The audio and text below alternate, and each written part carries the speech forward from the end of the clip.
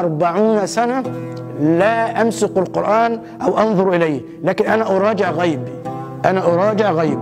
الشيخ كان منخفضا، كان متواضعا إلى حد يعني نموذجا عمليا حقيقيا على التواضع. حتى لو كان فيه مطره وما نعرفش نخرج كان بيجمعنا، أنا أذن ويصلي بنا جماعة الحريم ورا. إن الناس كلها لا إله إلا الله، لا إله، صيحة كده من البشر كلها لا إله إلا الله، وكمية بشر ما كناش نتوقع إن البشر دي كلها.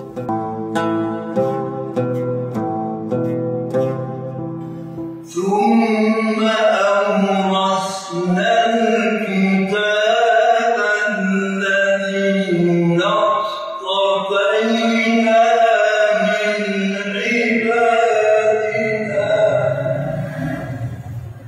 فمنهم ظالم لنفسه ومنهم مقتصد ومنهم سابق بالخيرات بإذن الله ذلك هو الفضل الكبير.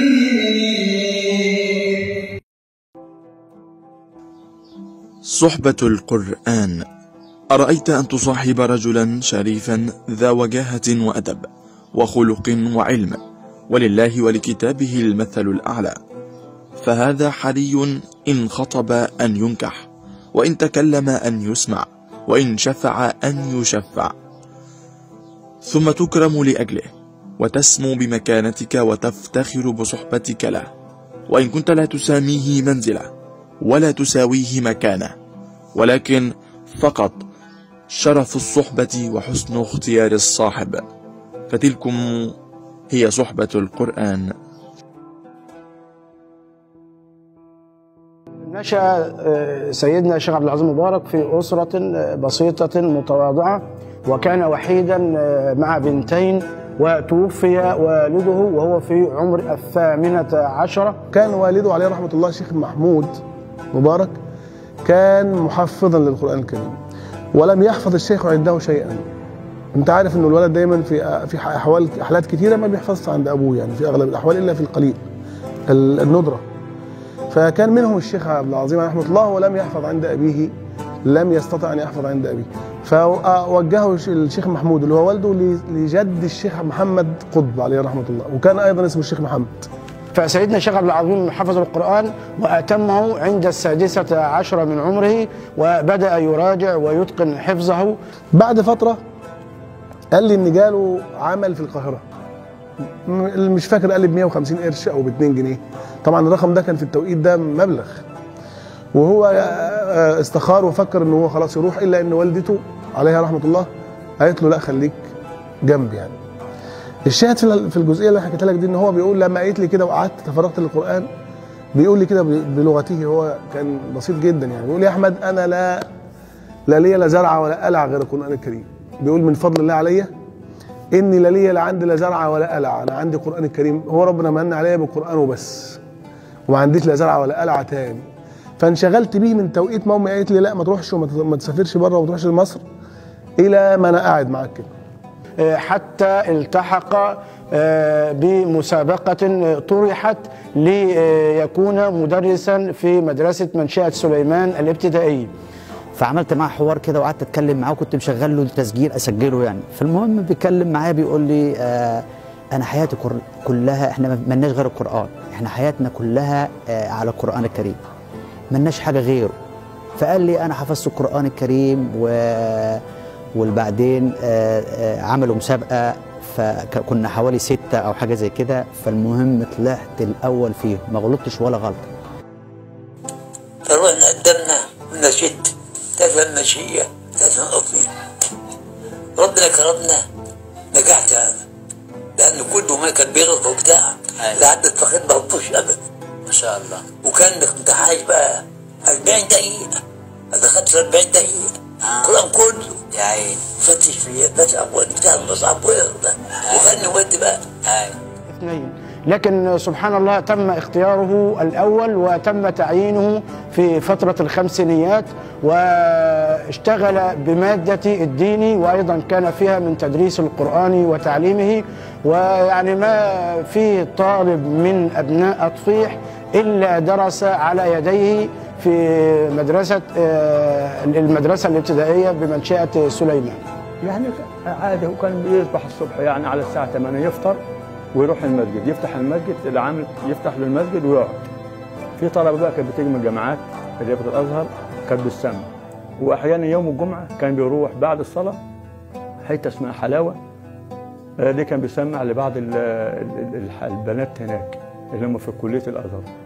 كان يذهب ماشيا إلى أصدقائه وأصحابه في بلدة كفر أنديل، وكان دول من أعز أصدقائي. كان يذهب إلى هناك يدرس ويتعلم معهم القرآن. وكان شيخه الشيخ لبيب عليه رحمة الله كان يجلس معه يتعلم شيء من الفقه أيضا ومن أحكام الفقه. وأيضا كان من أصدقائه وأصحابه الشيخ أحمد الصغير والد الدكتور عبد الباقي الصغير، وظلت هذه الصحبة حتى الممات.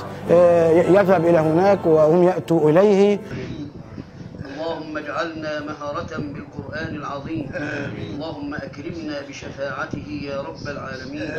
اللهم بارك لنا في شيخنا وأستاذنا ووالدنا فضيلة الشيخ عبد العظيم.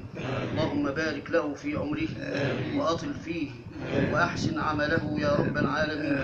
اللهم بارك له في ذريته إنك على كل شيء قدير.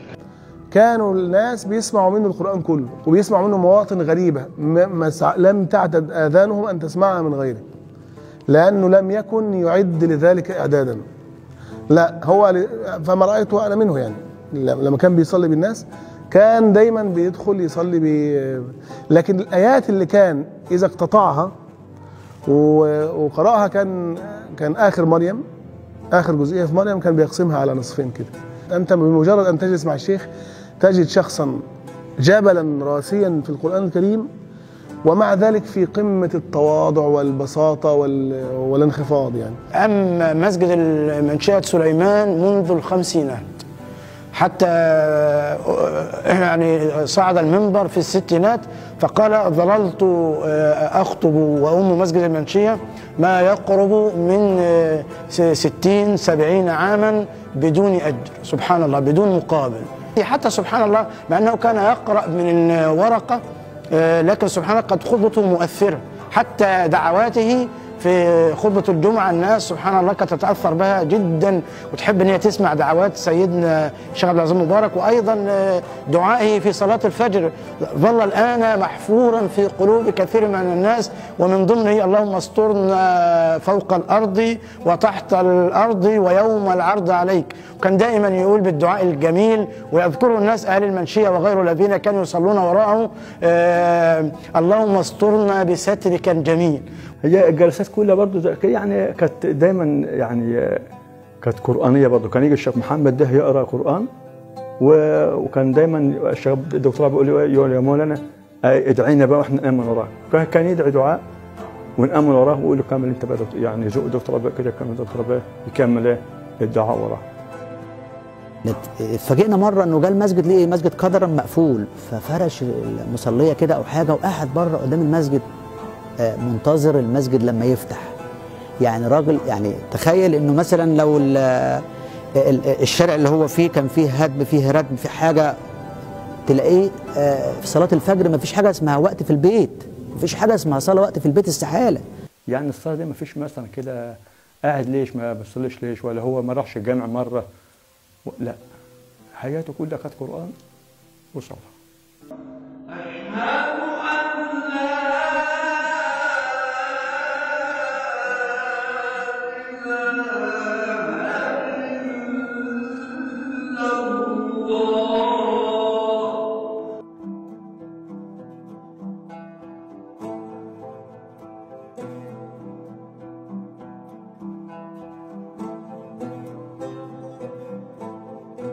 الثمرة الحقيقية لسيدنا الشيخ عبد العظيم بدأت بعد خروجه من سن المعاش بعد سنة 1987. وأذكر وأنا في هذه السن أول من قرأ على يديه يعني كنت أسمعهم وكان صوتهم جميلا، وكان من بينهم الشيخ ماجد الخطيب والشيخ عبد التواب أبو شنب، وعليه رحمة الله الأستاذ محمد عتريس، وأيضا الأستاذ صلاح سيد الحجف.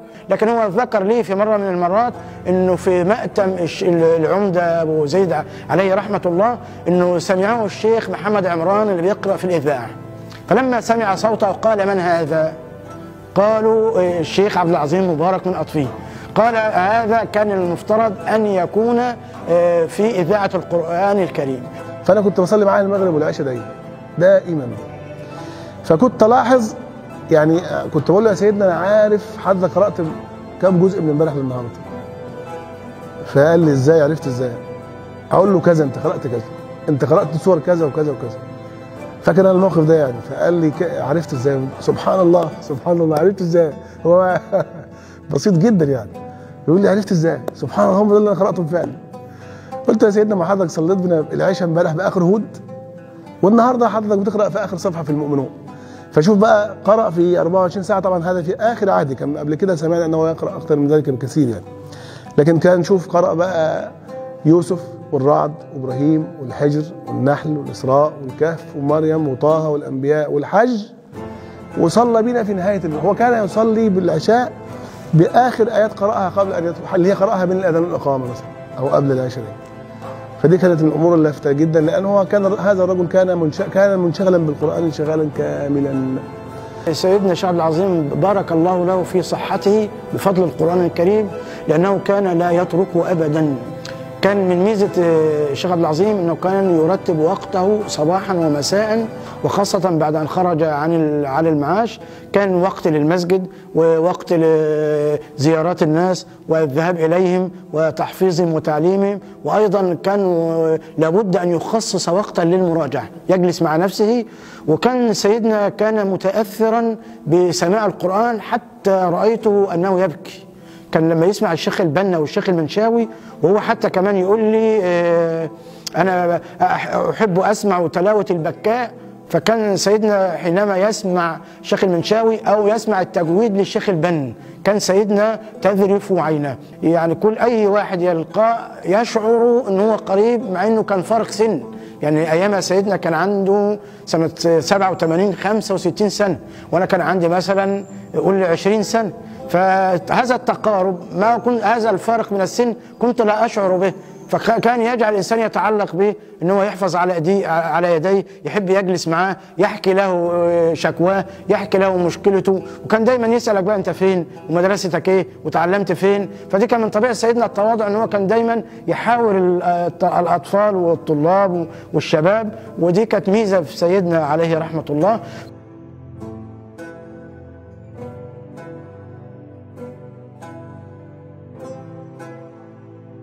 ومن الامور اللي لاحظتها جدا برضو انه لا يتحدث عن احد ابدا ابدا.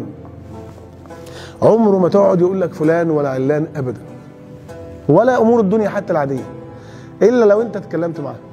حتى ان اللي كان ما يجلسهوش كتير يظن ان هو زي ما انا قلت لك من شويه انه منعزل عن الحياه، وده مش صحيح.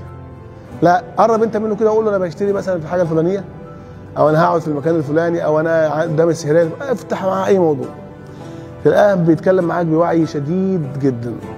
طب انت قفلت الموضوع ده خلاص، ما يفتحش هو موضوع جديد. يعني البساطه زي ما انا قلت لك، مع التواضع، مع العلم، مع التفرغ للقران، حاجات كتير قوي كده مجتمعه.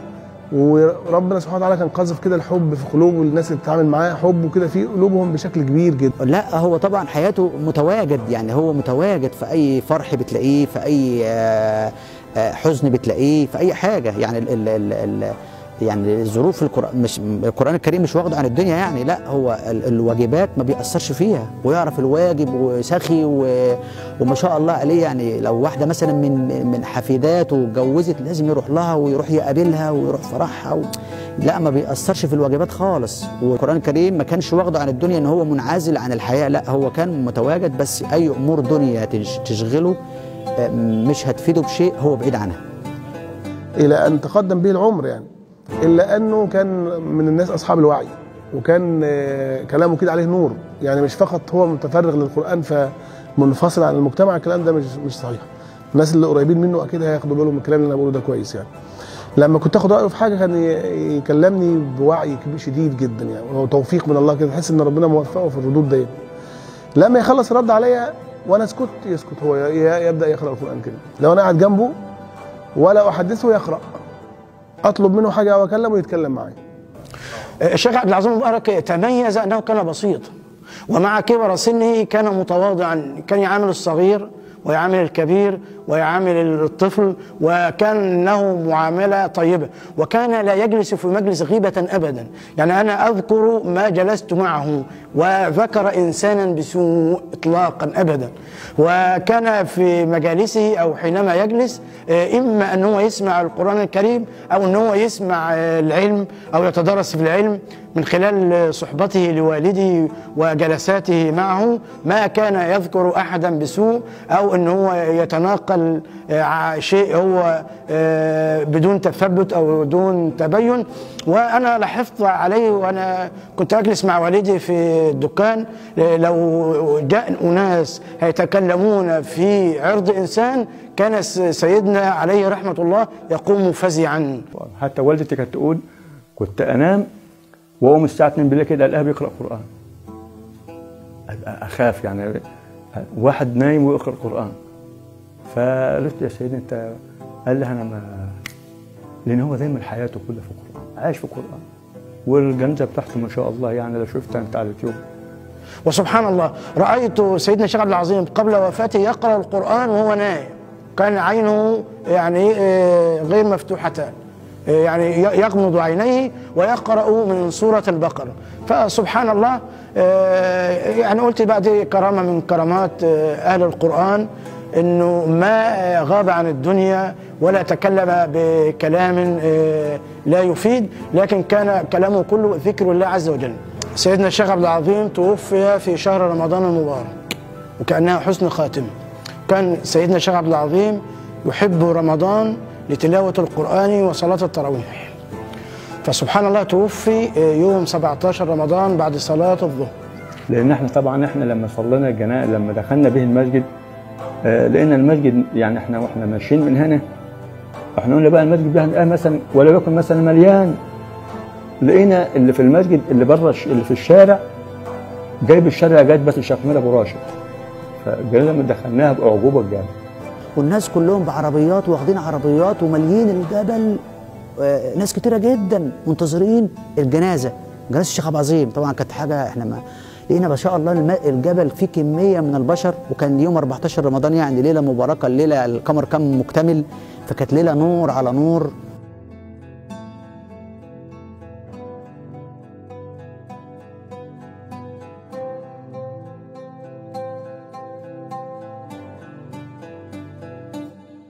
فجت الجنازة لما تجمعنا سبحان الله حتى ندفنه، وكان اليوم حر شديد، لكن سبحان الله وأنا يعني يمكن لأول مرة أذكر هذا الكلام أحسست بريح باردة. سبحان الله أحسست بريح باردة كأنها يعني كرامة لحامل القرآن. كان دايما في المسجد، وكان دايما بيحببنا في الصلاة، كان دايما ياخدنا المسجد الفجر وصحينا وكنا الجامع، وحببنا في الصلاة، وحببنا احنا ما نكذبش، ما ننمش على حد، ما نقولش الألفاظ اللي هي بيقولوها للأولاد في الشوارع دي. زي مبارك ترك تراث كبير جدا جدا في القرآن الكريم، عدد من الحافظة والحافظات بالمناسبة، ولو كمان أيضا حافظات، وكان بيروح لهم البيوت يعني ما كانش بس المسجد. الشيخ ترك كم كبير جدا من الناس الحافظة للقرآن الكريم، والناس المحفظين للقرآن الكريم، والناس المحبين لمعلمي القرآن الكريم، وده يعني أنا أراه أنه أفضل بصمة. ترك أثرا كبيرا في سمعة محفظي ومعلمي القرآن الكريم حسن، يعني أصبح نموذجا يحتذى في هذا المجال في السمعة الطيبة والسيرة الحسنة على مدار عقود من الزمن يعني. لكن سيدنا تميز بشيء عن غيره، أنه هو كان يلتف حوله الشباب، وقلت أيضا سابقا التف حوله الكبار. أمثال الأستاذ طه جعفر كان كبيرا في السن وحفظ القرآن على يديه، وغيره لا أذكر أن هو حتى أن سيدنا كان يذهب إليه البيت، لأنه ربما الكبير يعني يستحي أن هو يحفظ أو يقرأ قدام الشباب أو الصغار، كان سيدنا يذهب إلى بيته ليحفظه. فدي يعني مقام كبير جدا وموروث عظيم لسيدنا الشيخ عبد العظيم في حياته. ما فيش اتنين يختلفوا على الشيخ عبد العزيز مبارك، ما تلاقيش، ما فيش لا خلاف عليه. فده شخصية نادرة أن تلاقي، لازم كل بني آدم بتلاقي فيه محبين والعكس. لا، جدي ما شاء الله عليه ما تلاقيش حد يختلف عليه أبدا. وطبعا ما شاء الله كمية الآلاف من البشر اللي حفظت على إيد القرآن الكريم، فده يعني حاجة أثر طيب للجميع يعني. فأنت لما تتعامل معاه عن كسب ولا تقرب منه قوي، بتحس إن هو بقى جزء من حياتك، جزء من يومك، جزء من تفكيرك. لما يبقى مش موجود فبتحس بفراغ كبير جدا انت بتلمسه دايما.